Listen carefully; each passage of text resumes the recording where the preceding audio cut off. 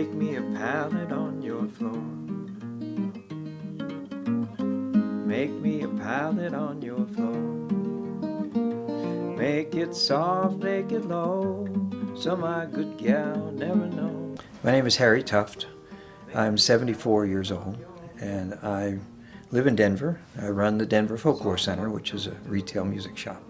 The store has been around since 1962, and the new incarnation of the store began in 1993 after a 10-year hiatus. When I closed the first time, I closed because I really felt that I wanted to pursue other fields, other ideas. And I found that none were as satisfying as owning and running the Denver Folklore Center. Here we go. One of the things about the Folklore Center that has become most important to me is really not a sales thing, but something which happens virtually every Monday night, and it's what I call a jam or a song circle. What happens is at the stroke of 7 o'clock on a Monday night, we run the process of moving the bookshelves aside, which are on casters, and out of this full shop becomes a kind of a key-shaped center that allows for as many as 18 or 20 people.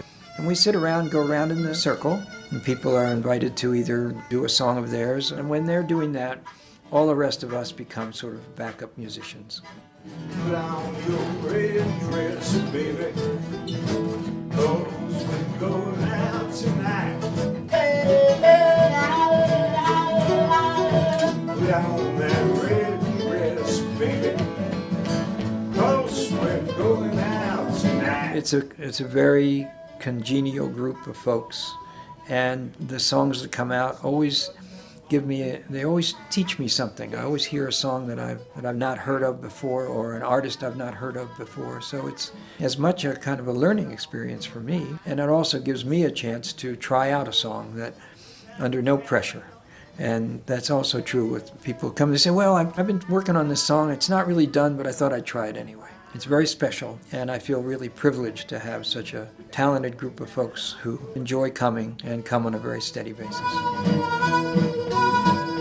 Because you know, pretty mama, yeah, you know you're gonna knock on dead. You know, I've thought about music and what it means to me and what to do with it.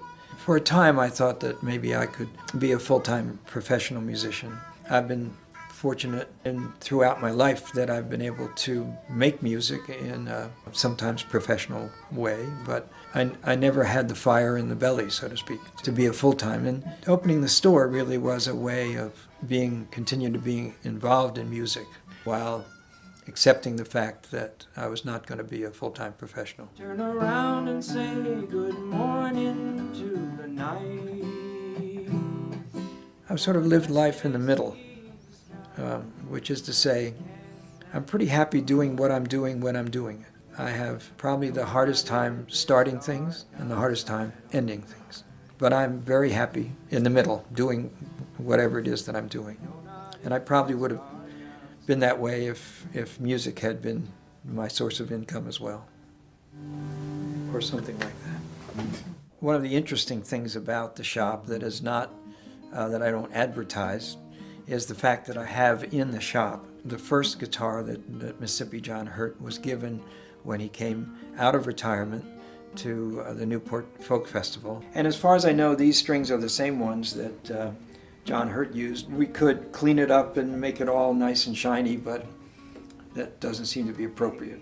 And as you know, Mississippi John Hurt was a well-known, influential blues singer, folk singer. He wasn't a typical blues singer. He was a storyteller as much as a blues singer. He made you smile. Everything that he played, you just wanted to hear him and his music as well. Ballad on your floor.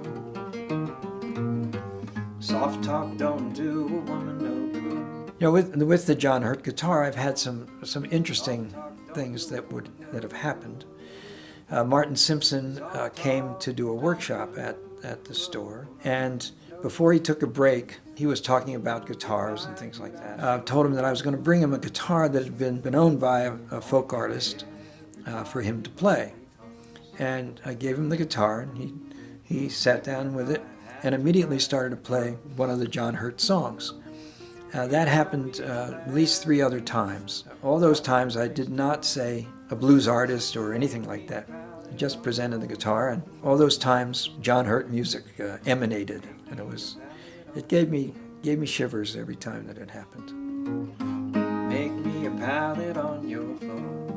I think, whatever that is that gets inside of an instrument, if there is such a thing, that allows it to come out, why, there must be some John Hurt spirit in there.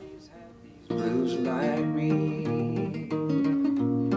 make me a pallet on your floor, or as John would do it, make me down a pallet on your floor. Make it soft, make it low, so my good gal